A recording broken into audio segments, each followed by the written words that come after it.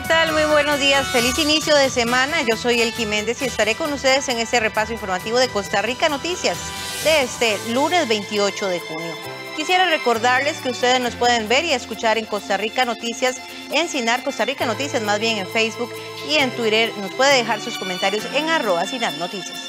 Vamos de inmediato a ver nuestros titulares.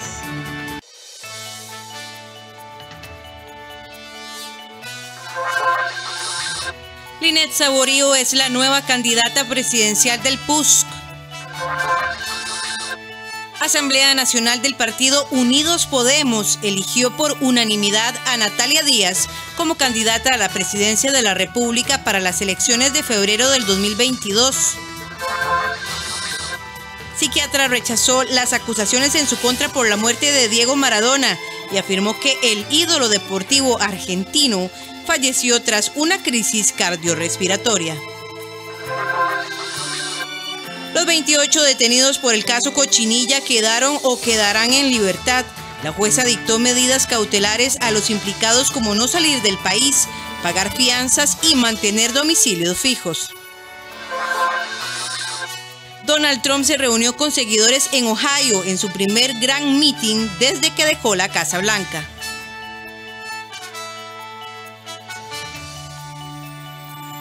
Arrancamos esta entrega informativa con un repaso de lo ocurrido ayer domingo durante la convención interna del Partido Unidad Social Cristiana que nos brinda nuestra compañera Melanie Corrales. Muy buenos días, Melanie. Hola, Elki, muy buenos días. Así es, estamos precisamente con don Randall Quiroz, quien es el presidente del Partido Unidad Social Cristiana, que ya hoy tiene a su candidata para aspirar por la presidencia de la República en las elecciones nacionales de febrero del 2022. Precisamente vamos a conversar con don Randall. Don Randall, muy buenos días. Gracias por atendernos. Y bueno, después de una intensa jornada, los resultados con doña Linet ya como candidata. Primera vez que el partido tiene a una mujer en esta posición. Efectivamente, muy orgullosos, muy contentos de tener por primera vez una candidata para la presidencia de la República. Además, creemos que doña Linet reúne todos los requisitos que el elector está buscando. Es una mujer proba de un gran temple, de una gran decisión, primera mujer que fue directora del organismo de investigación judicial en el último de los gobiernos socialcristianos que dejó superávit en este país, que además es un gobierno reconocido de que no hubo nada de corrupción. Creo que eso es lo que está buscando precisamente el elector. Doña Linet, si algo le ha caracterizado en su vida, es efectivamente romper esquemas. Además, creo que demuestra la evolución, la catarsis que ha hecho el mismo partido, que a sus 38 años es por primera vez que se presenta una mujer y además gana esa candidatura en una convención abierta. ¿Qué sigue ahora en el proceso interno del partido?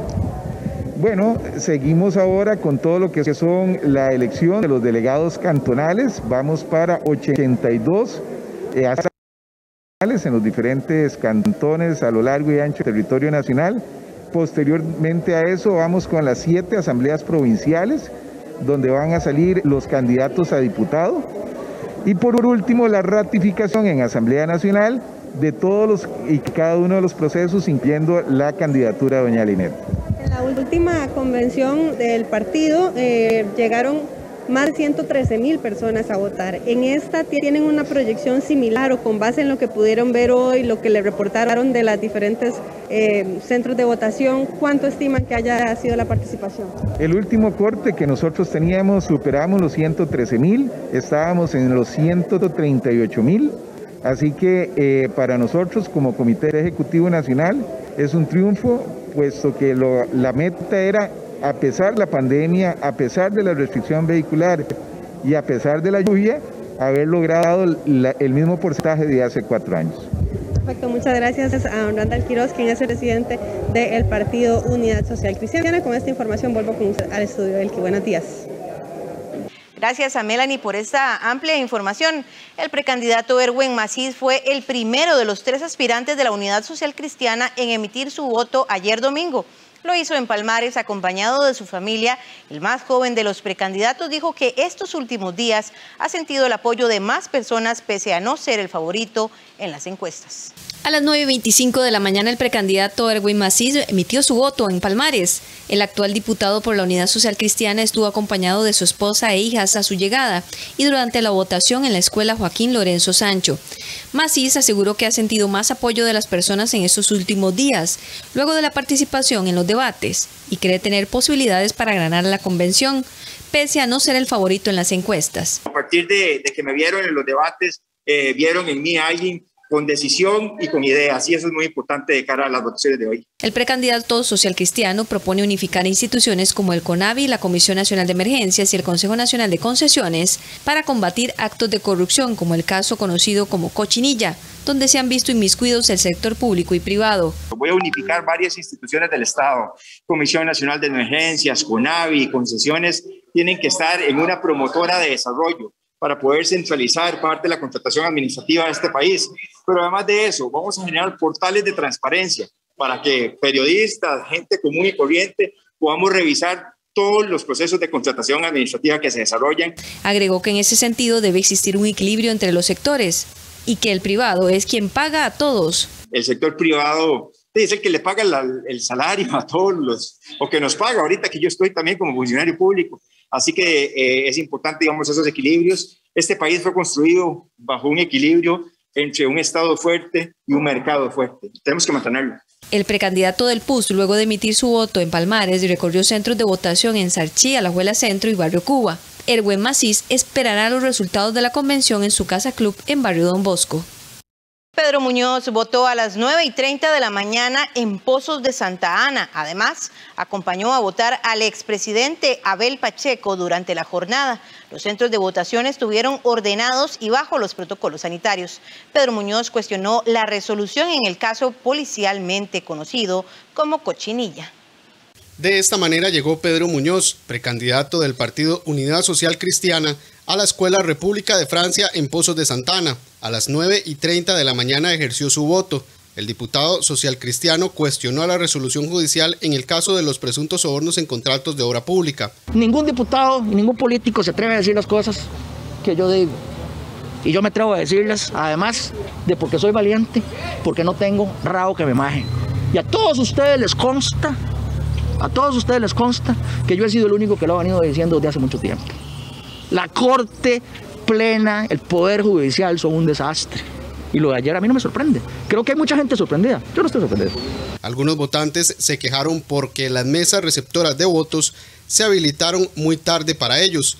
Por ejemplo, David Montero, quien señaló que vota en todas las convenciones para participar en la elección de los candidatos. Los protocolos estamos cumpliendo con todo. En las entradas tenemos dos entradas y una salida para diferenciar las diferentes aulas que tenemos, pero sí se están cumpliendo con la cabalidad. Lavado de manos y todo eso. Correcto, lavado de manos, gel en los distintos centros de votación, en las juntas receptoras, y digamos para los lapiceros, la cédula no se pide, nada más que se muestre para evitar el contacto. Sabemos que estamos pasando un proceso difícil, ¿verdad?, por la pandemia, y que muchas personas están muy decepcionadas, ¿verdad?, de los políticos por todo esto que se ha venido encima, ¿verdad? Pero yo los insto para que crean que todavía hay personas con muchos valores, personas que desean luchar por este país, levantar el ánimo de este país, sacar adelante y sobre todo tener ese deseo de ayudar a los más necesitados. He votado en todas las convenciones de los partidos en los que hay posibilidad de hacerlo. Me parece que es un derecho que tenemos y lo podemos practicar en cualquier punto, entendiendo que uno puede escoger la persona que le parezca mejor. Así que ¿cómo no hacerlo? Es algo que más bien en pocos lugares, por ejemplo, voy a Nicaragua, no pueden hacerlo. ¿Cómo no aprovecharlo acá? Por la tarde, Pedro Muñoz acompañó a votar al expresidente Abel Pacheco a la escuela Rincón Grande de Pavas en la mesa número 42. Veo bastante entusiasmo y algo muy importante. He visto mucha juventud matriculándose con nosotros. Y todos tenemos altos y bajos en esta vida. Pero yo creo que el partido está demostrando hoy que estamos fuertes, vamos bien. Vamos a ver, tenemos buenos candidatos. Vamos a ver qué ocurre. El precandidato espera los resultados en el Hotel Costa Rica. Linet Saborío, la precandidata del Partido Unidad Social Cristiana, mantuvo una agenda bastante movida ayer domingo, donde visitó varios centros educativos. Ella ejerció su voto en la Escuela Rincón Grande de Pavas y está consciente de que el poco interés en la política y las medidas por la pandemia afectaron esta convención. La precandidata del Partido Unidad Social Cristiana, Linet Saborío, ejerció su voto pasadas las 11 de la mañana en la Escuela Rincón Grande de Pavas. Ella es abogada, exdirectora del Organismo de Investigación Judicial y fue exvicepresidenta de la República en el gobierno de Abel Pacheco. Asimismo, se desempeñó como ministra de Planificación Nacional y Política Económica.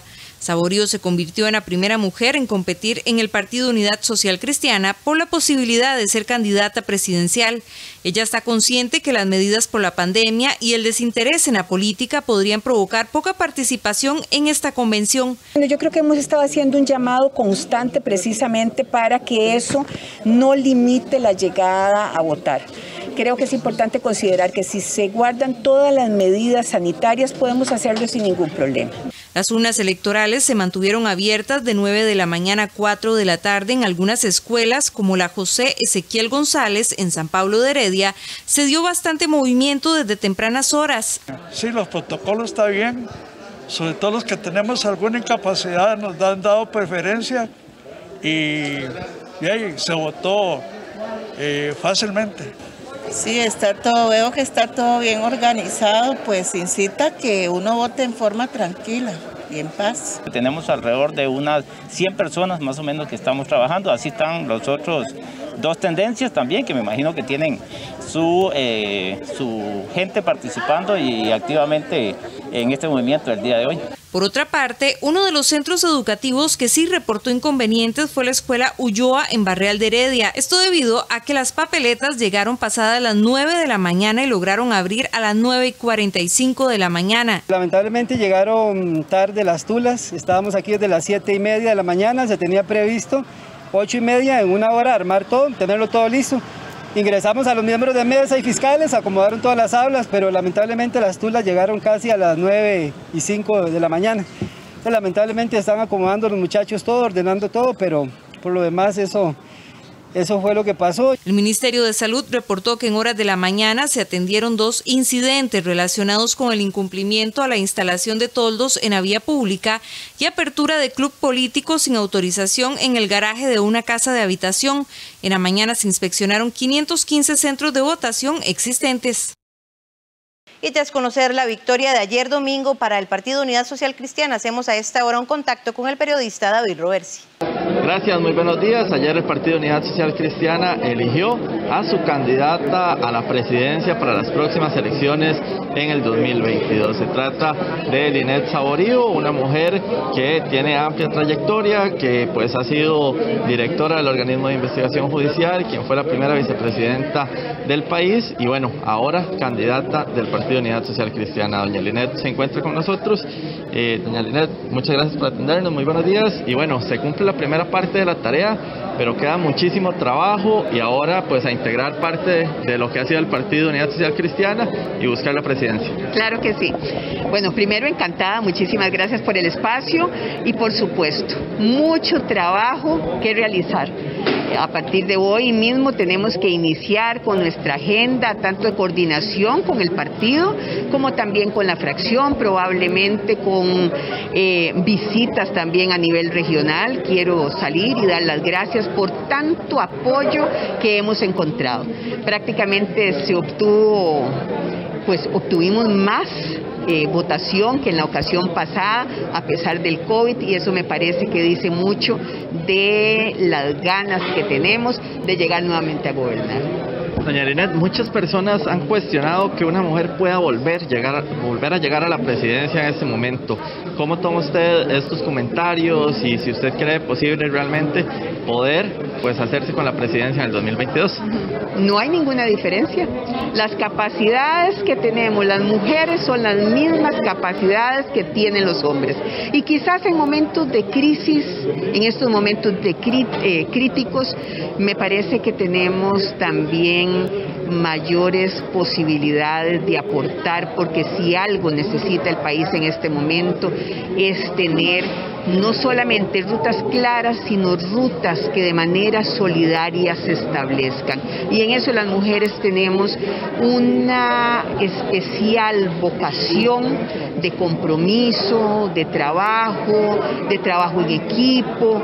Me parece que el país necesita de todas formas de todos, hombres, mujeres, jóvenes, adultos mayores. Yo creo que el país no está para excluir, sino para hacer una sociedad mucho más inclusiva. Doña Linet, ahora se viene una parte pues más complicada, donde se ocupa más unidad en tema también del socialcristianismo, con el tema de don Erwin, don Pedro, pretende tenerlos en su campaña. ¿Ha tenido alguna posibilidad de hablar previamente a lo que fue la elección, de decir, bueno, el que gana, vamos todos con eso? Bueno, pues en realidad no hemos tenido una conversación. Yo creo que estos días han sido días de mucho trabajo, cada uno muy dedicado a su campaña. Así es que la agenda nos va a ir llevando poco a poco a tratar cada uno de los temas que corresponden. Yo creo que lo más importante es lo que he señalado durante toda esta campaña. De mi parte, una casa de puertas abiertas, tanto para los socialcristianos como para los que no son socialcristianos, y lo que se requiere en realidad es trabajar de manera conjunta, de la mano, buscando soluciones, buscando acuerdos claros, precisos, constructivos, alianzas transparentes, y todo ello de la mano de personas de buena voluntad que quieran pensar en Costa Rica. Doña Linet, evidentemente hay temas muy delicados en el país. Está el tema del caso Cochinilla, la gente está preocupada por el desempleo. ¿Cómo?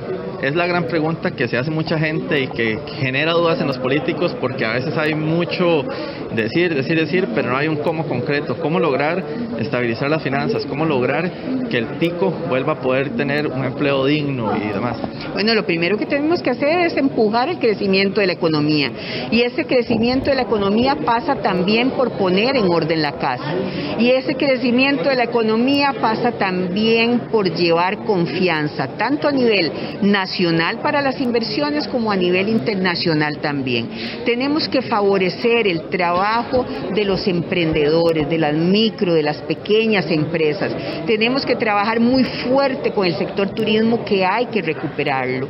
Ahí estamos hablando de más de 800,000 trabajos, empleos que son directos e indirectos. Ahí tenemos que trabajar muy fuerte. Lo vamos a hacer también desde las regiones. No más planes ni programas que se hacen desde un escritorio, que se mandan casi encapsulados, como si el país entero tuviera las mismas condiciones. Vamos a trabajar de esa manera, con instituciones debidamente coordinadas, articuladas, con hojas de ruta claras y precisas, con planes y programas muy bien dirigidos a cada uno de los sectores, y además acompañándose estos de algo que me resulta lo más importante, que es la experiencia de los ciudadanos desde cada uno de los sitios donde vive y en cada una de las actividades en la que trabaja o en la que se encuentra. Linet, por último, con el tema del Fondo Monetario Internacional, el Partido de Acción Ciudadana, hoy gobierno, ha insistido que las personas que quieran aspirar a la presidencia, que quien llegue a la presidencia necesita ese acuerdo sí o sí. ¿Usted lo ve tal cual, sobre todo como está negociado al día de hoy, y todavía con temas también muy polémicos como empleo público, renta global dual y algunos otros que se encuentran en la agenda? Claro, me parece que es un acuerdo importantísimo. Yo creo que es fundamental el continuar avanzando en línea de enviar mensajes que lleven seguridad a nivel internacional y que lleven confianza también. Y el tema del fondo es uno que nos acerca. Si usted me pregunta, como lo está haciendo, sobre mi posición y si estaría tal vez en la posibilidad de cambiar algo, si lo haría, yo pensaría en menos impuestos y más trabajo sobre el gasto público. Perfecto, doña Linet, muchísimas gracias. Encantada. Linet Saborío, candidata entonces ya del Partido Unidad Social Cristiana, quien pues nos hablaba de bastantes temas. Evidentemente hay muchísimos temas más que pues dialogar con ella y con otros candidatos a la presidencia, pero que bueno, el tiempo también pues nos gana, así que más adelante estaremos conversando con ella. De momento vamos a regresar con ustedes al set principal. Muy buenos días y muchísimas gracias por estar en Costa Rica Noticias. Gracias, David, por esta información. Y este fin de semana la exdiputada del Partido Movimiento Libertario, Natalia Díaz, fue electa como candidata presidencial para las elecciones del 2022, pero en esta ocasión representando al partido Unidos Podemos. En unos minutos ampliamos esta información. Mi hija Ariana disfruta mucho ver tele y le explico la importancia de también descansar y alimentarse bien. Por eso definimos horarios tomando en cuenta lo que ella quiere y llegamos a acuerdos. Eduquemos sin castigo físico ni trato humillante. Formemos con amor y respeto. PAN y Gobierno de la República. La Copa América lo confirmó. Las mejores jugadas, los grandes goles, las estadísticas día a día. El mejor resumen de la Copa América 2021, con los comentaristas de Argentina, Víctor Hugo Morales y Matías Canillán, de México, Alexander Ramírez y de Colombia, Rafael Cuellar. El golazo de América, todos los días a las 10 de la noche. Aquí en 13, Costa Rica Televisión. ¡Hola! Elmo aprendió que es muy importante lavarse las manos. No vas a viajar al espacio, no. Dije ciberespacio. Así se dice cuando entras a internet.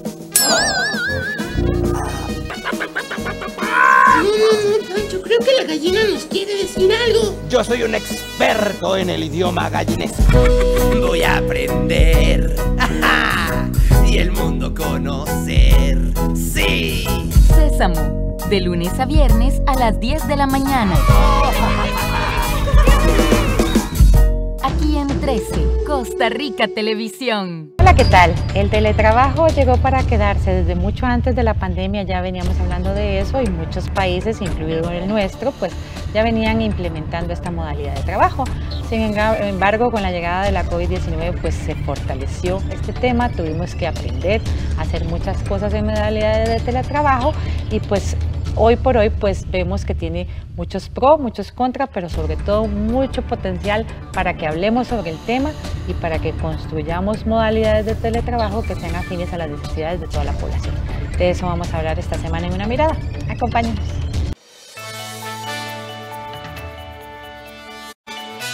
Arrancamos este segundo bloque informativo haciendo un análisis de lo ocurrido ayer en la Comisión Interna del Partido Unidad Social Cristiana.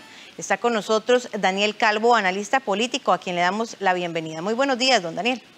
Muy buenos días, Elki. Encantado de estar nuevamente con ustedes y con mucho que comentar de lo que arrojó la jornada del día de ayer con la Convención Interna del Partido Unidad Social Cristiana. Daniel, como usted lo menciona, una contienda que se celebró ayer domingo, bastante interesante, podríamos decir, no tan movida quizás como la del Partido Liberación Nacional y que arroja lo que según decían las encuestas, la victoria de Linet Saborío. ¿Cómo podríamos interpretar la decisión que toman los costarricenses que participaron de esta convención al elegir a una mujer que tal vez no ha estado tan sumergida en el partido durante estos últimos años?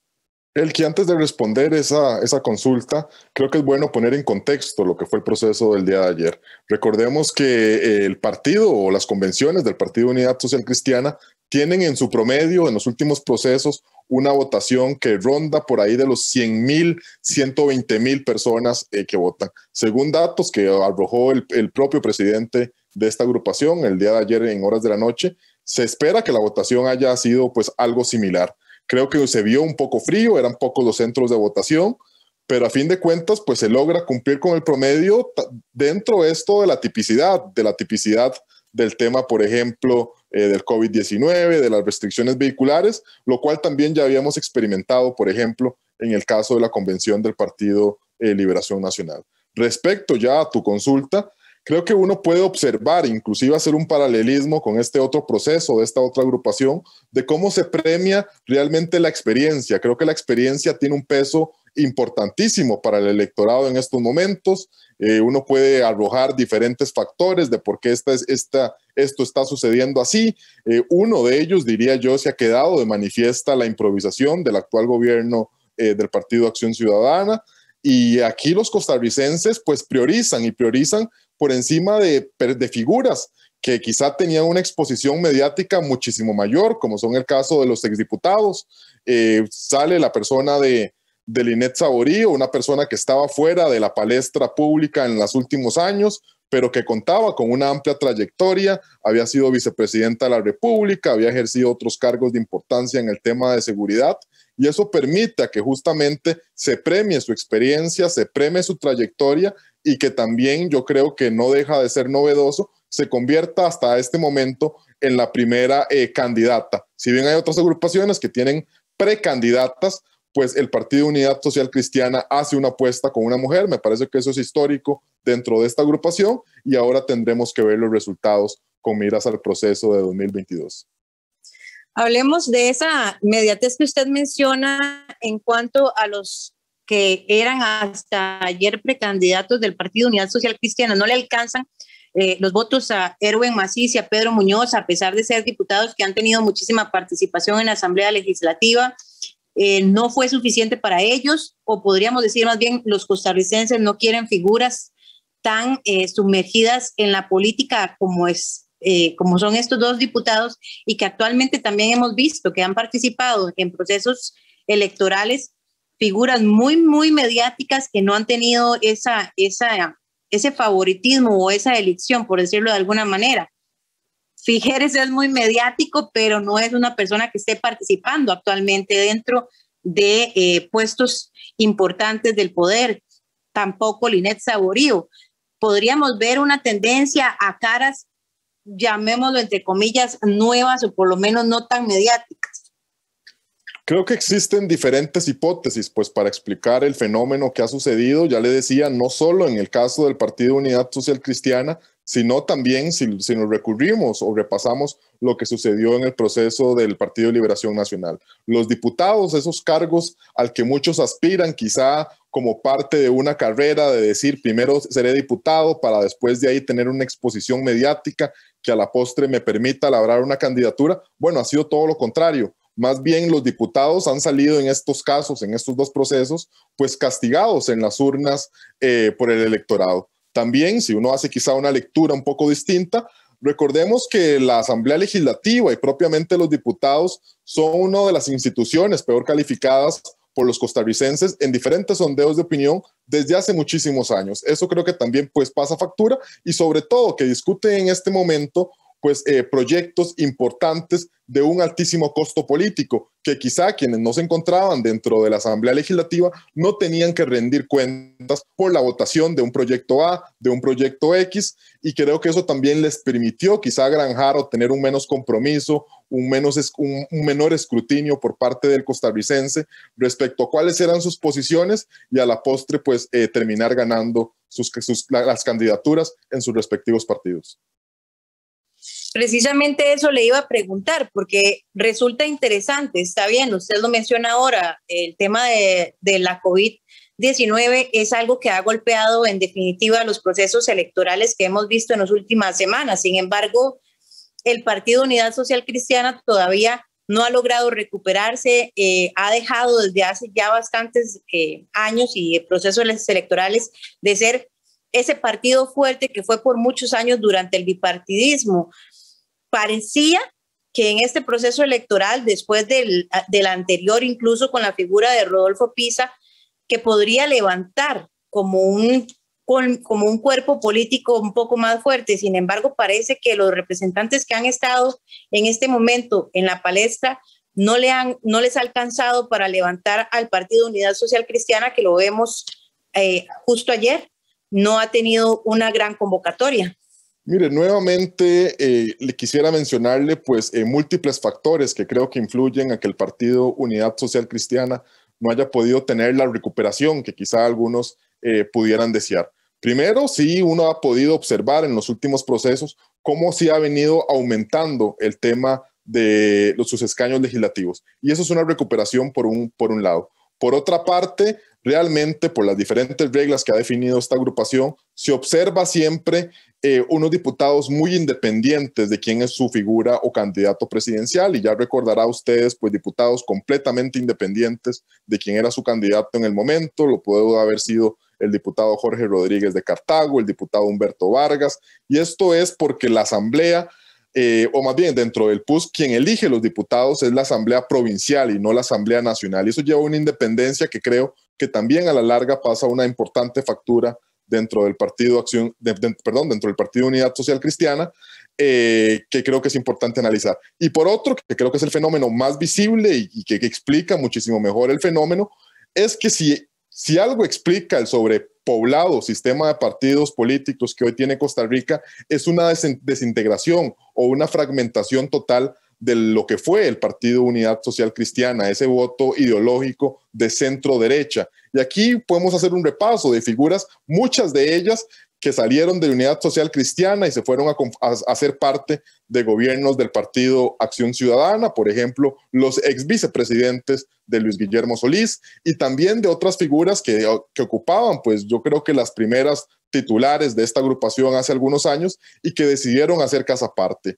El exdiputado Mario Redondo, el mismo Eli Feinsack, Otto Guevara, si nos remontamos muchísimo más atrás, y creo que podemos hacer un repaso de diferentes figuras que salieron justamente de las filas socialcristianas para conformar nuevos partidos políticos, y ahí se explica mucho su fragmentación y también pues la dificultad que ha tenido nuevamente esta agrupación para volver a ser protagonista, como lo fue quizás hace unos 20 años. Ahora bien, hablemos un poco del futuro. ¿Cómo interpretar la victoria de Linet Saborío? ¿Cómo verla como una figura fuerte siendo candidata mujer, pero también viniendo de un partido de Unidad Social Cristiana débil? ¿Cuáles son las acciones, cuáles son las medidas que debería tomar ahora el partido, o cuál sería el rumbo para que le alcance lo suficiente por lo menos para llegar a una segunda ronda en febrero?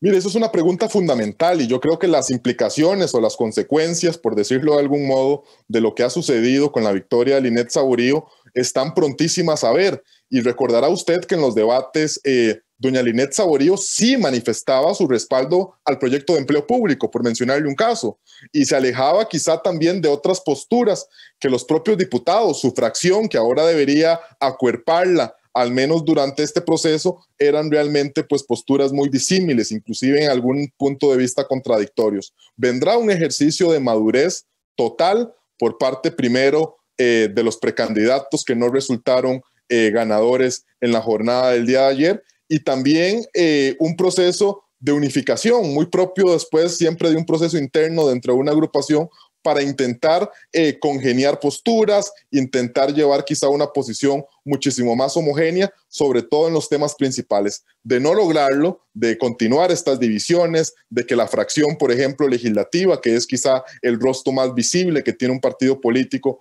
vaya por un determinado lado y la hoy candidata presidencial pues vaya por otra, yo creo que poco ayudará a la imagen que el Partido Unidad Social Cristiana debe proyectar si quiere nuevamente ocupar los principales puestos de protagonista dentro del proceso electoral, y por qué no volver a intentar alcanzar una silla en Zapote. Daniel, ya para ir concluyendo, creo que esto lo hemos hablado ya en otras ocasiones, pero cada vez incrementa más la incertidumbre de lo que vaya a ocurrir en febrero. Creo que la gama se está abriendo de tal forma que lo que pueda suceder en el proceso electoral del 2022 es cada vez más incierto, menos seguro, y no hay una razón que pueda decir uno que vaya a definir el voto en este proceso. Usted ha mencionado una palabra que es clave, y creo que lo será pues para todo este proceso que recién inicia, y es la palabra incertidumbre. Hoy, a diferencia de otros años, uno no puede esperar cuál será el partido que realmente pues pueda hacerse con la silla presidencial. Antes ya quizá uno pues podía presuponer cuál partido se alternaba, al menos en el cargo, los más importantes. Hoy eso no existe, eso tiene implicaciones no solo a nivel presidencial, no solo a nivel legislativo, porque esto también definirá muchísimo cuál vaya a ser la integración de la próxima Asamblea Legislativa, sino también de índole económico. Las personas que nos miran de afuera, realmente en esta incertidumbre de riesgo, pues se piensan 2 veces realizar inversiones en el país, venir a crear fuentes de empleo, y eso yo creo que poco ayuda realmente a este sistema. Además de que yo creo que hay que agregar un elemento que me parece clave y que tal vez, cuidado si no, terminará marcando marcando una impronta en este proceso de las elecciones de 2022, y es que todos estos escándalos de corrupción que hemos observado lastimosamente en las últimas semanas, la desconfianza, por ejemplo, que existen en muchas de las figuras de los candidatos presidenciales y sobre todo en los partidos considerados como tradicionales, es decir, los partidos que han ocupado en algún momento pues la silla de gobierno, son un caldo de cultivo perfecto para que realmente se brinde el surgimiento de lo que se conoce en la ciencia política como un outsider. Y ya hemos empezado a observar pues algunos síntomas de personas que se mercadean como no políticos, y así lo dicen abiertamente, pero que lo que buscan es realmente acceder a estos puestos de poder, y que en muchos casos, renegando del sistema de partidos políticos, de lo que se conoce como la partidocracia, pues terminan renegando también de la democracia. Y eso es un tema muy peligroso, un fenómeno que ha sucedido ya en diferentes latitudes, en muchas de ellas no muy lejanas a Costa Rica, y que yo creo que todos debemos prestarle pues muchísimo cuidado, porque pudiera ser un factor que pueda llegar aquí a marcar la contienda. Perfecto, Daniel. Muchísimas gracias por hacernos este análisis esta mañana en Costa Rica Noticias. A las órdenes. Gracias nuevamente, Daniel Calvo, por acompañarnos esta mañana en Costa Rica Noticias. La Asamblea Nacional del Partido Unidos Podemos eligió por unanimidad a Natalia Díaz como candidata a la presidencia de la República para las próximas elecciones de febrero del 2022, y también será la aspirante a diputada por San José por la misma agrupación. Tras la designación, Díaz enfatizó que concentrará todos sus esfuerzos en fortalecer la clase media del país. Trabajará por un Estado eficiente al servicio de los ciudadanos y en la simplificación y reducción de los impuestos para recuperar la economía y generar oportunidades de empleo. Estoy muy agradecida y comprometida con la Asamblea Nacional por la confianza depositada en el trabajo serio que hemos realizado. Esta muestra de apoyo es un reconocimiento que acepto con humildad y con mucha responsabilidad, aseguró la candidata Natalia Díaz, que se desempeñó como diputada y vicepresidenta de la Asamblea Legislativa en la legislatura anterior. Es máster en Administración de Empresas con énfasis en Finanzas, Economía y Desarrollo Sostenible del Instituto Centroamericano de Administración de Empresas, INCAE. Además es publicista y licenciada en Comunicación y Mercadeo.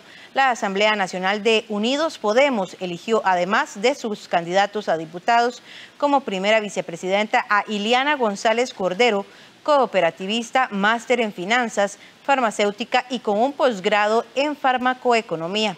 Y como segundo vicepresidente a José Alberto Grillo Rosani, un politólogo licenciado en Administración de Negocios y experto en políticas públicas, como segundo vicepresidente.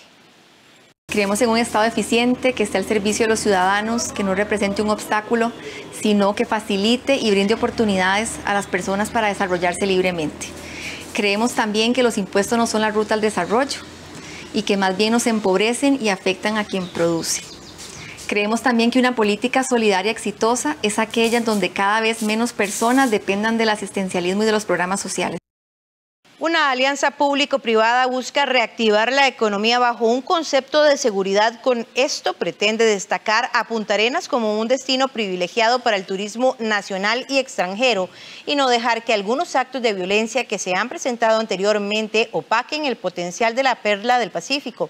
Se trata de la alianza El Puerto Te Cuida y va dirigida al turismo tanto nacional como extranjero que visita este sector del país. Dicha iniciativa se está trabajando en conjunto entre la municipalidad, las cámaras de turismo, los empresarios y las autoridades de la fuerza pública. Parte de las acciones incluyen el reforzamiento de presencia policial y control en carretera, tal como lo hicieron este fin de semana con revisión de documentos y de vehículos que ingresaban y salían de la provincia. Bajo este nuevo concepto del Puerto Te Cuida, hemos posicionado recurso humano a lo largo de toda la zona de Punta Arenas, provincia de Punta Arenas, con el fin de poder atender y controlar toda la situación que se presente, dándole así al turista, al visitante y al ciudadano normal de la zona una tranquilidad que les permita a ellos disfrutar todo lo que ofrece Punta Arenas. Así es, nos hemos unido a la campaña de seguridad turística El Puerto Te Cuida. La fuerza pública es parte de esta campaña que estamos trabajando de una forma conjunta con todas las instituciones que están en Punta Arenas, por supuesto las cámaras de turismo, también todo el comercio, y nos unimos para poder continuar fortaleciendo esos lazos entre todas las instituciones y también la parte privada para poder reactivar lo que significa para esta provincia el comercio y por supuesto el tema en turismo. Vamos a hacer una pausa, pero al regreso tendremos la información deportiva. Quédese con nosotros, ya ven. La Junta de Protección Social lucha junto a organizaciones sociales contra el COVID-19. Gracias a la Junta salvamos muchas vidas en nuestro albergue. 1.400 millones de colones fueron aprobados para apoyar a cientos de personas adultas mayores en situación de COVID. Entre ellos, se benefició el albergue de rehabilitación al alcohólico adulto mayor indigente. Gracias por comprar los productos de la Junta. Junta de Protección Social, para hacer el bien. AGECO tiene una buena noticia para todas las personas mayores y sus familiares. Gracias a la televisión, ahora podemos seguir estando cerca a pesar de la distancia, disfrutando de Buena Vida. El nuevo programa de AGECO y 13, Costa Rica Televisión.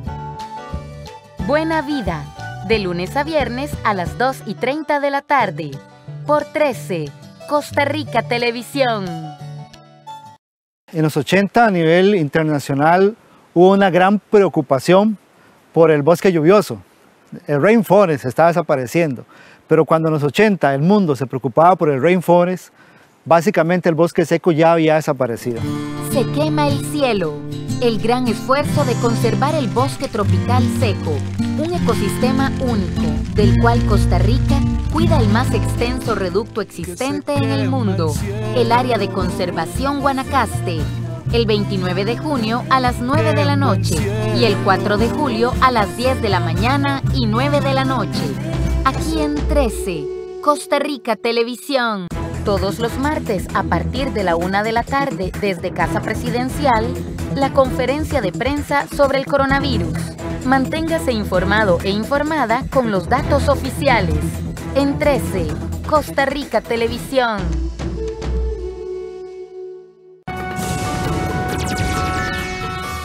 La psiquiatra Agustina Kosachoff rechazó las acusaciones en su contra por la muerte de Diego Maradona y afirmó que el ídolo deportivo argentino, fallecido tras una crisis cardiorrespiratoria, no recibía medicación para el corazón porque no presentaba síntomas de cardiopatías. La psiquiatra de Diego Armando Maradona rechaza las acusaciones en su contra por la muerte del ídolo. Agustina Kosachoff, especialista en adicciones, respondió el viernes a un interrogatorio de la Fiscalía de San Isidro durante más de 6 horas y presentó un voluminoso escrito antes de retirarse sin hablar con la prensa. Afirmó que el ídolo argentino, fallecido el 25 de noviembre pasado tras una crisis cardiorrespiratoria, no recibía medicación para el corazón porque no presentaba síntomas de cardiopatías. Según su abogado, la doctora aportó pruebas de que ella no cometió un homicidio. Sostuvo que no hay ninguna sospecha para decir que la medicación psiquiátrica o las dosis que le prescribía pudieron haber provocado una deficiencia en el corazón. La Fiscalía investiga a Kosachoff junto con otros 6 miembros del equipo médico que atendía a Maradona en una casa a las afueras de Buenos Aires tras haberse sometido a una cirugía para extraerle un hematoma de la cabeza. Todos son sospechosos de homicidio simple con dolo eventual, un delito castigado con entre 8 y 25 años de cárcel y que se refiere a una persona que no modifica su actuación pese a saber que puede ocurrir un desenlace fatal. Según el informe de un comité de 20 peritos forenses, Maradona murió a los 60 años de una crisis cardiorrespiratoria, solo y abandonado a su suerte tras una agonía de 12 horas en su habitación, 21 días después de la cirugía. La casa carecía del equipamiento médico y comodidades para una internación domiciliaria según los enfermeros ya indagados, y los fiscales detectaron falsedades en los reportes de salud diarios. En un proceso que puede tomar años, el próximo paso lo dará un juez para decidir si corresponde avanzar con la acusación e iniciar un juicio. Carlos Watson y la comisión técnica tendrán mucho peso en la elección de jugadores para la primera selección de Luis Fernando Suárez. El colombiano fue presentado el pasado viernes y aseguró que sueña con volver a un mundial. Poco menos de 2 días le lleva a Luis Fernando Suárez definir la lista de jugadores que irán a la Copa Oro. El técnico reconoció que conoce poco de los futbolistas ticos, por lo que se apoyan Carlos Watson, Gabelo Conejo y Keylor Reyes para hacer la convocatoria. Con la mayoría de jugadores costarricenses en vacaciones o en pretemporada, el entrenador colombiano debe apoyarse en el análisis de videos y en las recomendaciones de la Comisión Técnica de la Federación Costarricense de Fútbol. Desde su llegada al país el jueves, Suárez se ha reunido con Watson, Conejo y Reyes para analizar la lista de 60 futbolistas que se envió a CONCACAF, de la cual saldrá la nómina definitiva para el certamen del área. Entre hoy y el domingo elegirá a 26 o 27 jugadores para que el lunes inicien el trabajo de cara al torneo en el que Costa Rica debutará el 12 de julio. Será el miércoles cuando se anuncie la lista definitiva. Desde ayer mismo, después de mi arribo acá a la ciudad, hemos estado reunidos con Carlos Watson, con el asistente de video, con Keylor. Hoy estuvimos trabajando también hablando con el profesor Gabelo, que me parece que en determinado momento son los que en principio me tienen que ayudar y mucho a mí, porque el conocimiento que ellos tienen pues es mucho más grande. Y entonces estamos evaluando, estamos viendo muchos videos. En una conferencia de prensa que duró poco más de 1 hora, Suárez dio detalles de lo que quiere de Costa Rica, de lo que espera de los jugadores ticos y sobre el trabajo que tendrá de cara a la Copa Oro y la eliminatoria para Qatar 2022. El nuevo seleccionador reiteró que está ilusionado por asumir la dirección técnica de Costa Rica y dijo que sueña con regresar a un mundial. Es un compromiso alto, es un compromiso hermoso, es un halago para mí el estar acá. Es un sueño volver a un mundial, porque eso es también importante. Yo quería hacerlo, quería volver a tener este episodio que en determinado momento te presiona mucho, de pronto te estresa demasiado, pero cuando se consiguen, como lo he conseguido 2 veces, llegar a un mundial, después no lo puedes comparar con nada.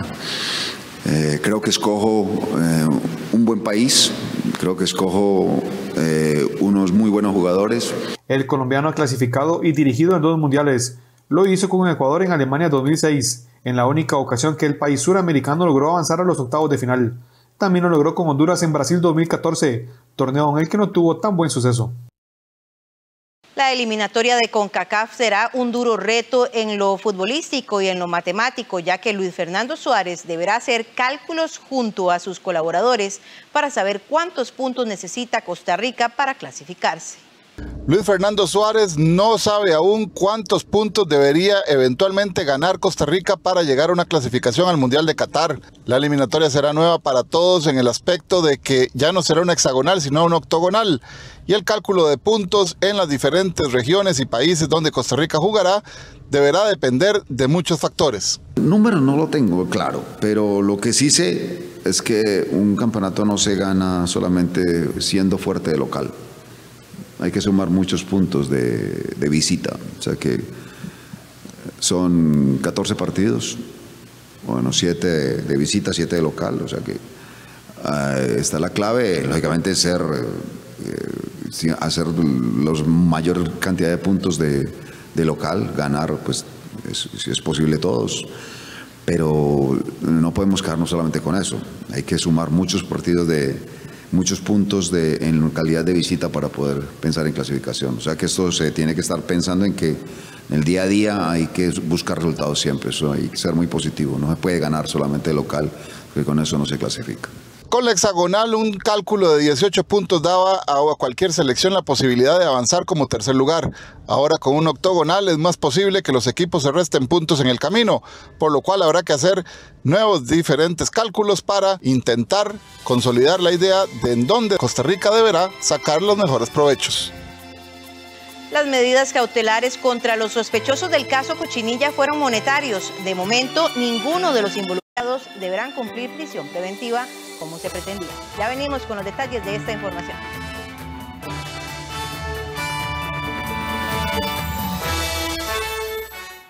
Este lunes 28 de junio a las 9 de la noche, en conmemoración del orgullo LGTB, presentamos el especial Esta semana los gays.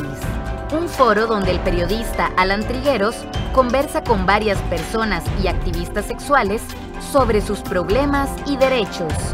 En 13, Costa Rica Televisión. China, principalmente en la región autónoma de Mongolia Interior en el norte, posee una gran superficie cultivada con avena. A diferencia de otras partes del mundo, aquí en China hay incontables formas de preparación de la avena. La gente suele moler el fruto cereal de la avena para obtener una harina fina. De China a tu cocina, los sábados en 13, Costa Rica Televisión.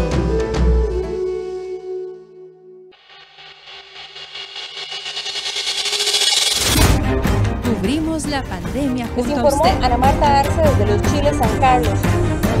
Le traemos las noticias desde el lugar en donde ocurre. Les informó Rita Valverde desde Hospital de San Carlos. Le informamos los datos COVID y sus proyecciones. En tiempos del COVID estamos junto a usted. Y después del COVID seguiremos aquí con más información y contexto. Trabajamos para usted. Somos la televisión pública de Costa Rica.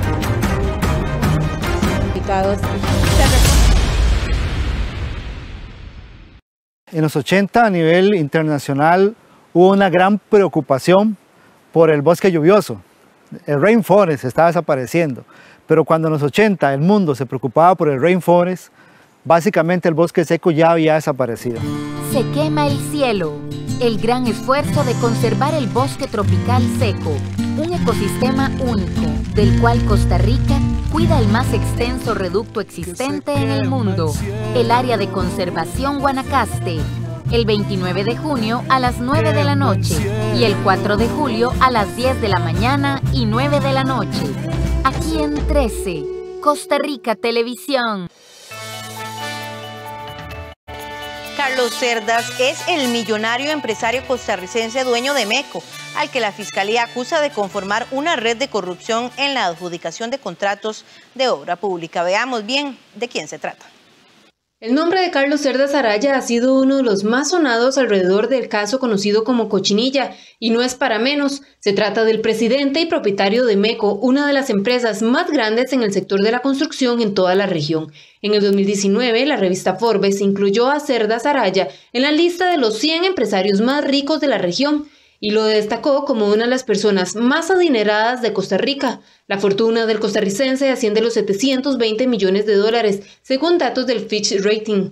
En tanto, su empresa MECO percibe anualmente unos 689,6 millones de dólares, es decir, unos 389.600 millones de colones.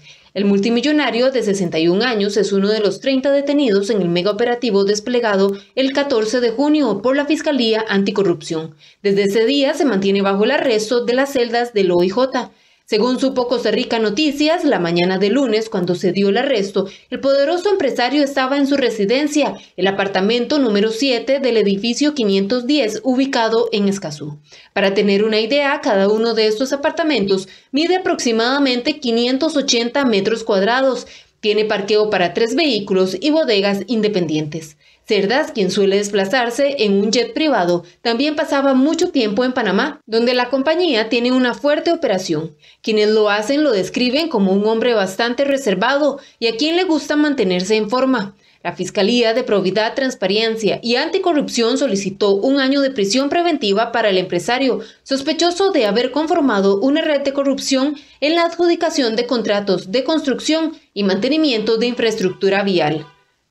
El Imperio Meco nació de una pequeña empresa fundada en 1977 por Carlos Cerdas y su padre Ángel Cerdas, que utilizaban equipos alquilados y maquinaria de segunda, según había contado Cerdas a una revista colombiana, Semana, en el 2019. Empezaron como proveedores de agregados y luego incorporaron otros servicios enfocados en construcción. Para 1992 iniciaron proyectos internacionales en Nicaragua. Ese mismo año falleció Ángel Cerdas y desde entonces Carlos Cerdas asume el rol como presidente de la constructora Meco. Más tarde ven oportunidad en Panamá con la ampliación del canal. En la actualidad, además de Costa Rica, Meco tiene operaciones en Nicaragua, Panamá, Colombia y El Salvador. El caso Cochinilla no es el primero que relaciona a Meco y Carlos Cerdas con posibles hechos ilícitos. En el 2016, Panama Papers vinculó ambos nombres con empresas en paraísos fiscales y la triangulación de sociedades para la presunta evasión de pago de impuestos. Para ese entonces, Cerdas afirmó que el tipo de accionar era muy común en empresas internacionales y añadió que la operación de Meco en Costa Rica únicamente representaba el 20% de su cartera. 2 años más tarde, en el 2018, Carlos Enrique Cerdas y Meco volvieron a hacer noticia en Panamá, cuando se le involucró en el sonado caso Blue Apple, relacionado con el pago de sobornos a cambio de la agilización de trámites y desembolsos del Estado panameño para empresas constructoras. En ese caso, la Fiscalía de Panamá no impuso cargos penales contra Cerdas ni Meco, a cambio del pago de $9,4 millones al Estado, el mismo monto que habrían pagado en sobornos. En Costa Rica, Meco ha sido una de las principales empresas en obtener contratos de obra pública y mantenimiento vial. Entre ellas figuran el puente Virilla de la Ruta 32, el viaducto de las Garantías Sociales y la rotonda a pasos y desnivel de Atillos 4 y 6. A la fecha tienen 44 proyectos activos en el país. El empresario nació en Los Ángeles, en el Cantón Central de Cartago, del matrimonio Ángel Cerdas González y Elvinia Araya Arce. Es el mayor de 2 hermanas, es 2 veces divorciado y no tiene hijos registrados en el país. El futuro inmediato de Araya Cerdas se define este sábado, cuando un juez defina si la impone prisión preventiva, tal y como lo solicitó la Fiscalía Anticorrupción. La audiencia para resolver las medidas cautelares en el caso llamado Cochinilla es quizá de las más largas de la historia de Costa Rica. Este es el resumen de los hechos más relevantes hasta el momento. La audiencia para definir las medidas cautelares de los detenidos en el caso Cochinilla es quizá una de las más extensas en la historia del país. Este sábado cumplen 12 días. Por este caso, las autoridades detuvieron a 30 personas, quienes son sospechosas de conformar una red de corrupción para favorecer a empresas privadas en la adjudicación de obra pública y contratos de mantenimiento y rehabilitación de la red vial. Esto mediante el pago de sobornos y favores a funcionarios, principalmente del Consejo Nacional de Vialidad. Para 14 de ellos, la Fiscalía solicitó prisión preventiva, mientras que para los restantes detenidos pidió medidas cautelares alternas, según la Fiscalía y basado principalmente en la intervención telefónica durante casi 2 años. Estas personas realizaron actividades vinculadas a los delitos de cohecho, peculado, pagos irregulares de contratos administrativos, tráfico de influencias, malversación de fondos, asociación ilícita y falsedad ideológica. Se estima que los daños a la hacienda pública ascienden a los 78.000 millones de colones. Hagamos un repaso del caso al día de hoy. El 14 de junio, por la mañana, el organismo de investigación judicial realizó un mega operativo en las empresas Meco, Hernán Solís, Casisa, LGC, Montedes, Puentes y Calzadas, Dinahu, Galindo Solutions, DICOC, FCC, Santa Elena Poás y Altos Frutales, además de Casa Presidencial, el CONAVI y viviendas privadas. Como resultado, 30 personas fueron detenidas y trasladadas a las celdas provisionales del OIJ en los tribunales de justicia en Goicoechea. Un día más tarde, el 15 de junio, inició la audiencia privada para interponer medidas cautelares a los detenidos. Fue necesario utilizar 6 de las salas de juicio y un sistema de circuito cerrado para que más de 50 personas estuvieran en el desarrollo de la audiencia. El caso es calificado como de crimen organizado, lo que le permitió a la jueza Carolina Lizano ampliar la detención de los detenidos hasta por 96 horas. Para el jueves 17 de junio, el Ministerio Público terminó de exponer sus argumentos. más de 40 hechos que sostienen la acusación y por la que solicitaron prisión preventiva a 14 de los detenidos, entre ellos a Carlos Cerdas, dueño de la empresa MECO, y a Mélida Solís, propietaria de H. Solís. Para el viernes 17 de junio, la defensa hizo la réplica, presentaron los testigos y pruebas que les permitiría dejar en libertad a los detenidos. Los 30 sospechosos continúan en el sótano de los tribunales. Para entonces ya se habían interpuesto al menos 5 habeas corpus ante la Sala Constitucional. Ese mismo viernes, el Juzgado Penal de Hacienda y de la Función Pública rechazó las medidas cautelares solicitadas por la Fiscalía para 2 de los detenidos quienes llevaban un proceso diferenciado por inconvenientes con su defensa. Se trata de Juan Carlos Abarca Quesada, gerente operativo de la empresa constructora Also Frutales, y a quien se le había solicitado prisión preventiva, y de Luis Alberto Ureña Villalobos, funcionario de la Dirección de Geología y Minas del Ministerio de Ambiente y Energía, para quienes se les solicitó medidas alternas. En este caso, el juez penal Félix Calderón resolvió con medidas alternas para Abarca y libertad sin medidas para Ureña. El sábado 19 de junio, la jueza se acoge al elemento de prisión preventiva instrumental, lo que le permitió extender por tiempo indefinido la audiencia para las medidas cautelares pendientes. Esto aunque la defensa alega que no está incluido dentro del Código Procesal Penal. El miércoles 22 de junio, la defensa concluye su exposición, al tiempo que la Fiscalía confirma la apelación de las medidas cautelares para los primeros 2 procesados. Un día después, el 23 de junio, la Fiscalía presenta elementos relacionados a la participación de la defensa y finalmente la jueza confirma que resolverá las medidas cautelares de los 28 detenidos restantes este mismo sábado 26 de junio. Los 28 detenidos por el caso Cochinilla quedaron quedarán en libertad. La jueza dictó medidas cautelares a los implicados, como no salir del país, pagar fianzas y mantener domicilios fijos, pero ninguno cumplirá prisión preventiva como lo había solicitado la Fiscalía General. Ninguna de las 28 personas que permanecían detenidas por el caso Cochinilla el pasado 14 de junio irá a prisión, como lo había solicitado la Fiscalía General. Los implicados quedaron en libertad este sábado, tras casi 15 días de permanecer presos tras la resolución de la jueza Carolina Lizano del Juzgado Penal de Hacienda del Segundo Circuito Judicial de San José. Lizano dictó otras medidas cautelares contra la mayoría de los investigados. Carlos Cerdas Araya, presidente de la constructora MECO, y Mélida Solís Vargas, propietaria de H. Solís, deberán pagar una fianza de 5 y 3 millones de dólares, respectivamente, para salir de la cárcel. La jueza estimó que esta investigación está iniciando, que existían elementos de convicción para determinar que hay una causa para que el Ministerio Público investigue, que continúe con las pesquisas, pero que las personas privadas de libertad podían estar arraigadas al proceso a través de estas medidas. Luis Alberto Ureña Villalobos, funcionario del Ministerio de Ambiente y Energía, había sido liberado días atrás sin medidas. Por su parte, Juan Carlos Abarca Quesada, trabajador de MECO y gerente operativo de la empresa Also Frutales, se le impuso mantener domicilio fijo y firmar una vez por semana en la Fiscalía. Para el resto de personas a las cuales la Fiscalía pidió medidas cautelares, tendrán impedimento de salir del país y deberán firmar periódicamente. Los funcionarios públicos investigados estarán suspendidos de sus cargos, no podrán acercarse al Consejo Nacional de Vialidad en un radio de 1 kilómetro y tampoco acercarse a testigos. Están atribuyendo 2 cohechos y un delito de influencia contra la hacienda pública. ¿La argumentación del Ministerio Público a su criterio sobre su cliente? Mire, sobre mi cliente es sumamente escueta, muy vaga, inclusive ahora se le enredó, por decirlo así, ni siquiera puso atención y no se había dictado la medida cautelar se había dictado la medida cautelar de impedimento, de suspensión en el ejercicio del cargo y ellos estaban diciendo que no se había dictado, o sea, señas de que no pusieron atención en toda la tarde. Porque implica la salida de una prisión preventiva acá de 15 días, ¿verdad?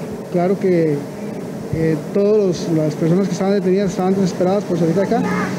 Sin embargo, se considera injusta básicamente la medida de la suspensión laboral, ¿verdad? Más en el estado de mi cliente, que no tiene una relación tan directa con el proceso, sino que simple y sencillamente fue implicada por situaciones, digamos que circundantes al proceso. Por el caso Cochinilla se investiga una red de corrupción de empresas constructoras que habrían dado sobornos a empleados de instituciones como el CONAVI para la adjudicación de obras viales. Este lunes se reanuda la restricción vehicular sanitaria por placas pares e impares. Por un lapso de 15 días, desde hoy y hasta el 11 de julio, regirán nuevamente esta modalidad de restricción vehicular. Hoy, el miércoles 30 de junio, el viernes 2 y el domingo 4 de julio. También el martes 6 y el jueves 8 y sábado 10 de julio, solo pueden circular los vehículos cuya placa termina en par, es decir, 0, 2, 4, 6 y 8. Para el martes 29 de junio, el jueves 1, el sábado 3, el lunes 5, el miércoles 7, el viernes 9 y el domingo 11, solo pueden circular las placas terminadas en impar 1, 3, 5, 7 y 9. El expresidente de Estados Unidos, Donald Trump, sigue haciendo de las suyas. Al regreso les contamos por qué en nuestro repaso internacional. En nuestro espacio Cine en Cortos, presentamos La Butaca. Varios cineastas ecuatorianos nos muestran sus cortos y nos explican cómo vieron la luz. Fuimos alrededor de 30 personas en el rodaje. Creo que las 2 últimas semanas que teníamos de plazo logramos dar con el evento de Fantasia. El jueves 1 de julio a las 9 de la noche y el domingo 4 a las 11 de la mañana, aquí en 13, Costa Rica Televisión. Por eso le ruego que me permita casarme con su hija. Por favor. Mamá, esta muchacha es muy irrespetuosa. ¡Listos! ¡Aquí vamos! Mampuku, barriga llena. De lunes a viernes a las 11:30 de la mañana. En 13, Costa Rica Televisión. Celebramos la diversidad de las músicas costarricenses en Audiotopía, edición Bicentenario. 42 artistas de todo nuestro territorio mostrarán su trabajo con la meta de interpretar su música en el Teatro Nacional de Costa Rica, en la víspera del Bicentenario de nuestra independencia. Todos los sábados a las 8 de la noche en todas las plataformas de CINAR, Costa Rica Medios. Audiotopía edición Bicentenario, una coproducción del Teatro Nacional de Costa Rica y CINAR Costa Rica Medios. Te invita Colby, Cosevi.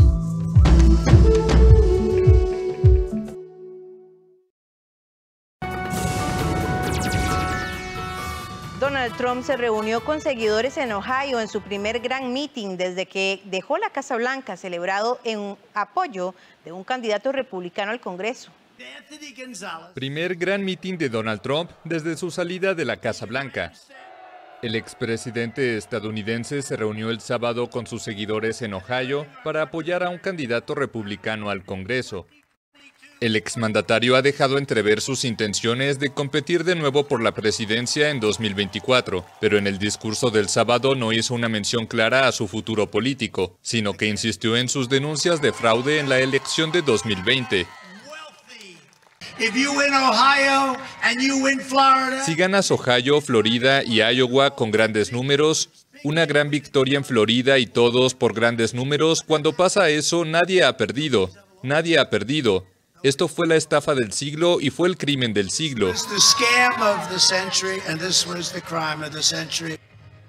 Trump ha mostrado su voluntad de ayudar a los candidatos que respalden su movimiento Make America Great Again y de seguir siendo decisivo en un partido republicano que el próximo año tratará de recuperar el control del Congreso. Vamos, Trump. Biden es un ladrón. Amo Estados Unidos. Estoy aquí para ver a nuestro legítimo presidente que de verdad ganó la elección y quiero escuchar lo que tiene que decir. Trump fue desterrado de las redes sociales tras difundir noticias falsas y alentar el mortal asalto al Capitolio del 6 de enero, por el que pasó por un segundo juicio político acusado de incitar a la insurrección. Sin embargo, fue absuelto por el Senado. El presidente de Argentina, Alberto Fernández, rindió homenaje a los casi 100.000 muertos por COVID-19 en el país, en un acto en el Centro Cultural Kirchner. Representantes de distintos credos religiosos y de trabajadores esenciales. Homenaje a las víctimas de la pandemia en Argentina. El presidente Alberto Fernández encabezó el domingo una ceremonia en honor a los casi 100.000 fallecidos por COVID-19 en el país, en un acto realizado en el Centro Cultural Kirchner. Los millones de personas fallecidas hasta ahora han conmocionado al mundo entero, así como nos interpelan en lo más profundo las casi 100.000 personas fallecidas en nuestro país. Fernández estuvo acompañado por su esposa, la primera dama Fabiola Yáñez, casi todos los gobernadores y representantes de todos los credos religiosos, pueblos originarios, la comunidad afroargentina y trabajadores esenciales. Juntos y juntas derrotaremos a la pandemia. Recorramos unido ese camino. Cuidar, recuperar, reconstruir. Así podremos mirar el futuro con memoria y también con esperanza. Desde el inicio de la pandemia, Argentina registra casi 4.400.000 contagios y más de 92.000 muertes por COVID-19. De los 45 millones de argentinos, 19.700.000 han recibido al menos una dosis de las distintas vacunas que se están administrando en el país, mientras que casi 4 millones ya tienen el esquema completo de inmunización. De silencio. El gobierno colombiano ofreció unos $795.000 de recompensa por información que lleve a la captura de los responsables del ataque del helicóptero en el que viajaba el presidente Iván Duque, ocurrido la víspera cerca de la frontera con Venezuela. Recompensa por información sobre el ataque al helicóptero del presidente de Colombia, Iván Duque. El gobierno del país sudamericano ofreció el sábado unos $795.000 para quien ofrezca datos que lleven a la captura de los responsables de la agresión. Se ofrece una recompensa de hasta 3.000 millones de pesos para aquella persona que dé información que permita dar con los responsables de este atentado terrorista. Duque viajaba el viernes junto a sus ministros de Defensa y de Interior, así como con el gobernador del departamento norte de Santander, fronterizo con Venezuela.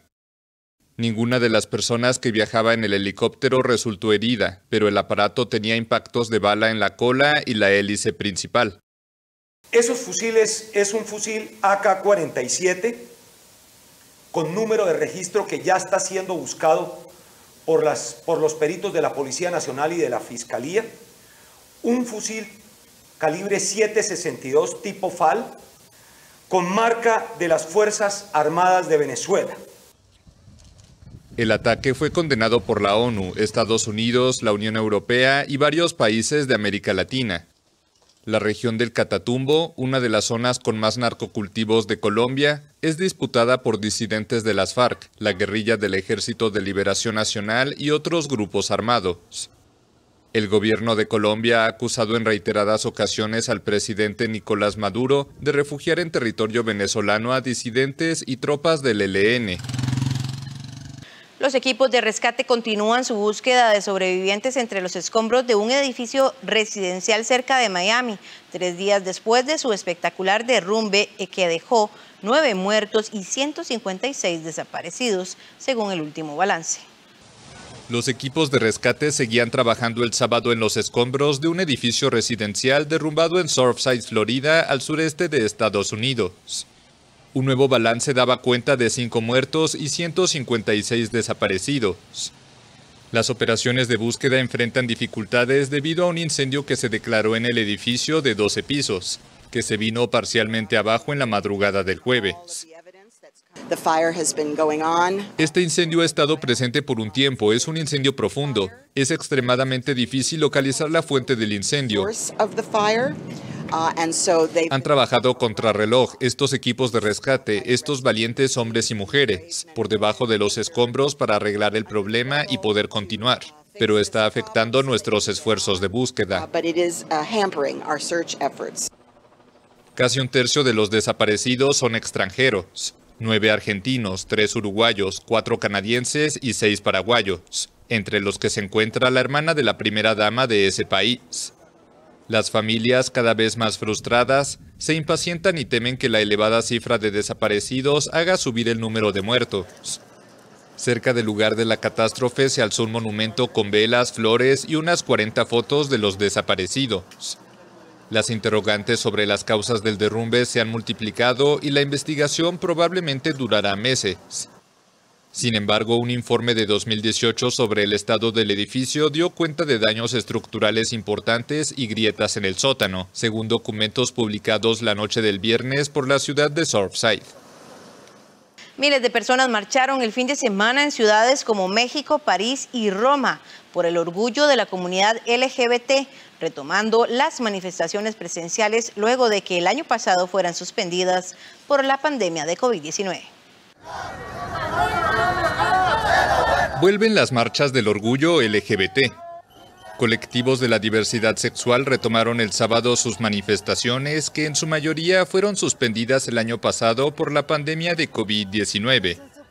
En Ciudad de México, la movilización se realizó de manera híbrida, presencialmente en las calles y virtualmente en redes sociales. Los activistas exigieron el fin de la homofobia, luego de que en 2020 se registraran al menos 79 asesinatos de miembros de la comunidad LGBT según datos de la ONG Letra S. En Roma, la marcha se enfocó en defender la ley SAN contra la homofobia, que actualmente se debate en el Senado y busca sancionar los actos de discriminación e incitación a la violencia contra gays, lesbianas, transexuales y discapacitados. El Vaticano criticó el proyecto de ley, provocando la molestia del gobierno italiano, que pidió a la Santa Sede evitar la intromisión en sus asuntos internos. Perché adesso ci stanno bloccando molto di più e il Vaticano con questo... Porque ahora nos están bloqueando mucho más. El Vaticano nos está bloqueando en toda manera posible con la ley SAN y debemos protestar para hacernos escuchar y asegurar nuestra felicidad y libertad. Sentire e per far valere la nostra felicità e libertà. En Francia, miles de personas participaron de la marcha que partió desde la ciudad de Pantin, a las afueras de París, y terminó en la Plaza de la República de la capital. En tanto, en Turquía, las fuerzas de seguridad dispersaron la marcha en la que detuvieron a varios manifestantes, así como al fotógrafo de la AFP que cubría el evento, Bülent Kilic. La organización Reporteros Sin Fronteras reclamó la liberación inmediata del periodista.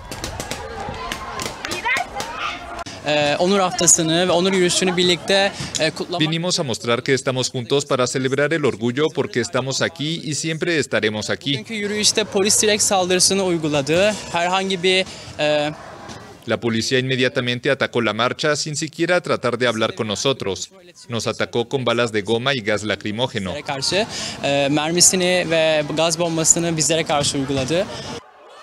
La Marcha del Orgullo en Estambul reunió en años pasados a miles de personas, pero desde 2014 las autoridades han prohibido la manifestación argumentando motivos de seguridad, pero activistas denuncian una campaña de odio desde el gobierno. El ministro de Salud británico anunció su dimisión por haber infringido las reglas sanitarias para evitar la propagación del COVID-19, coincidiendo con una manifestación en contra de las restricciones. Renuncia el ministro de Salud de Reino Unido. Matt Hancock presentó el sábado su dimisión por haber infringido las reglas sanitarias para evitar la propagación de COVID-19. El diario The Sun publicó el viernes una imagen obtenida de una cámara de vigilancia que mostraba a Hancock, casado y con 3 hijos, besando a Gina Coladangelo, también casada, una amiga de la universidad a la que nombró consejera causando controversia. Los hechos ocurrieron en la oficina del ministro el 6 de mayo, cuando el país estaba sometido a reglas de distanciamiento social para evitar la propagación del virus. Hancock será reemplazado por Sajid Javid, quien en el pasado se ha desempeñado como ministro de Finanzas y del Interior. El cambio de mando en la cartera fue con una manifestación en Londres contra las restricciones sanitarias tras el aplazamiento hasta julio del levantamiento de las últimas medidas por el alza de las infecciones. Pese al avance de la campaña de vacunación y un largo confinamiento en invierno, Reino Unido se enfrenta desde hace algunas semanas a una ola de contagios atribuida a la variante Delta, inicialmente detectada en India y mucho más contagiosa. Con un saldo de 128.000 muertos, el país registró el sábado más de 18.000 nuevos casos de coronavirus en las últimas 24 horas. Cerca de 400 inmigrantes han llegado a las costas españolas solo este fin de semana. La mayor parte de ellos proceden del África subsahariana y han atracado en su mayoría en las Islas Canarias. Cerca de 400 inmigrantes han llegado a las costas españolas solo este fin de semana. La mayor parte de ellos proceden de África subsahariana y han atracado en su mayoría en las Islas Canarias. 10 personas tuvieron que ser trasladadas a centros hospitalarios para recibir asistencia médica, entre ellos un niño que fue llevado en estado grave a un hospital de la isla de Tenerife. Una de las embarcaciones que han llegado a las costas de Canarias transportaba 690 kilos de hachís. La Guardia Civil sorprendió a sus ocupantes en Lanzarote tratando de deshacerse del cargamento. El resto de ocupantes se dispersaron por la zona, por lo que la Guardia Civil organizó un dispositivo de búsqueda y localizó al menos a 10 personas. A las 338 personas que han llegado a Canarias hay que sumar los 59 migrantes que alcanzaron la costa andaluza este domingo. El aumento de llegadas creció en 2020 un 757% con respecto a 2019 y se estima que las llegadas seguirán aumentando en 2021. Hemos llegado al final de esta entrega informativa. Agradecemos su compañía y le deseamos una feliz semana.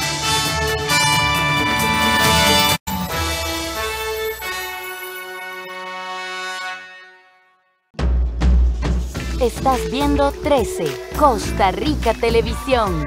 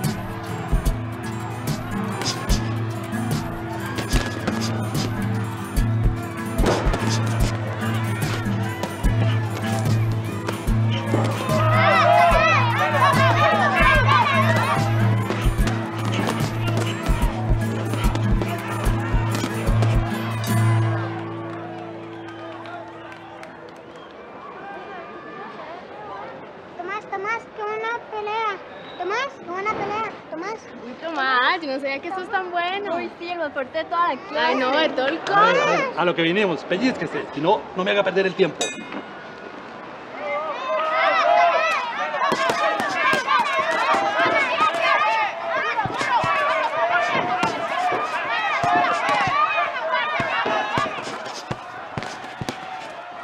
Vamos, Tomás, con la izquierda, dale con la izquierda. Eso, sube, vamos. ¿Qué pasa, mi amor? Estoy mareado. ¿Estás mareado? Tranquilo, es que estamos haciendo mucho loco. Yo también estoy un poco mareada.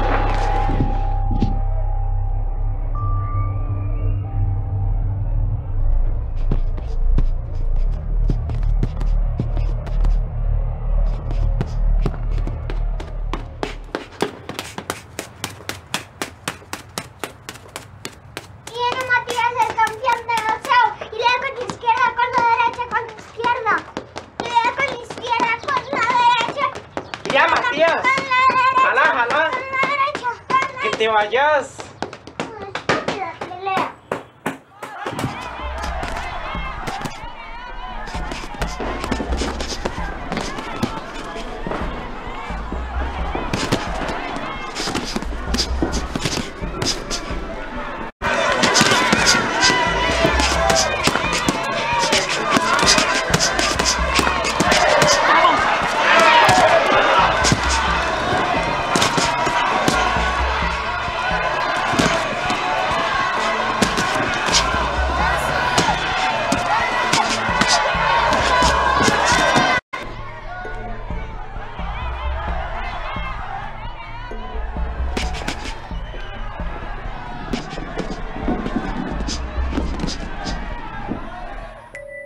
No sé por qué esto me está pasando otra vez. Ya lo pasé con Miguel. Y además Matías es tan chiquitito. Papá, yo no sé qué voy a hacer si le pasa algo a mi chiquito. Tranquila, mija. Todo va a salir bien. Lo importante es que todos estemos con él. Además, lo de Miguel hace muchos años. Y eran otros síntomas. ¿Cuánto ha cambiado la ciencia?